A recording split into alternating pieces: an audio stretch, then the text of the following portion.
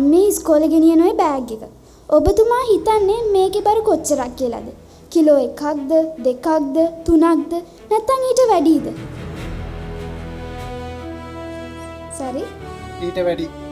ඊට වැඩි. ඔව් මේකේ බර කිලෝ 5මාරක්. දැන් මා විශ්වාස නැත්තම් ඔබතුමා ওই ටයිම් ටේබල් එක පොඩ්ඩක් උස්සලා පෙන්නන්න. දැන් හැමෝටම මා විශ්වාස කරන්න පුළුවන්. මං මේ බර බෑග් එක ගෙනාවේ තර්ස්ඩේ ටයිම් ටේබල් එකට. දැන් හොඳට මතක් කරලා බලන්න. ඔය ආන්ටිලා අංකල්ලාගෙන් බබාලා මේ බර කොඳු කැඩෙන බෑග් ගෙනියනවා. එතකොට ඒ බබාලා කොයිතරම් ඔයගොල්ලෝට කම්ප්ලේන් කරලා තියනවද මේ බෑග් ගැන? හැබැයි කවදාවත් හරි ඔයගොල්ලෝට පොසිටිව් රෙස්පොන්ස් එකක් දීලා තියනවද? හොඳට මතක් කරලා බලන්න. අපේ මේ බෑග් හින්දා සමහරක් තව ළමයින්ගේ කොඳු ඇටපොළවල් ඇද වෙනවා. මේ බෑග් වල බර වැඩි හින්දා සමහරක් කම්පැනිස් වලින් ස්පයින් ෂීල්ඩ් බෑග් කියලා හදලා තියෙනවා.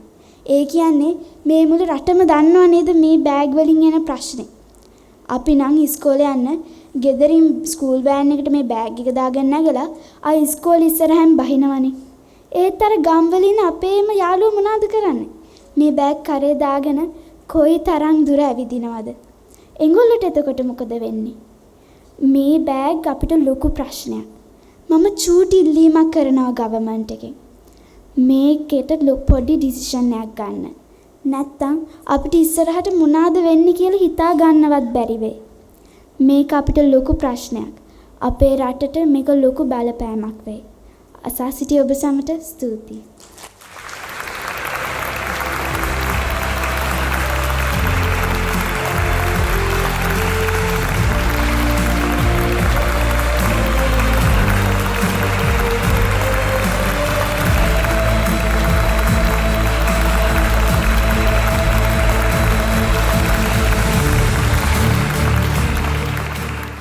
Young Memory.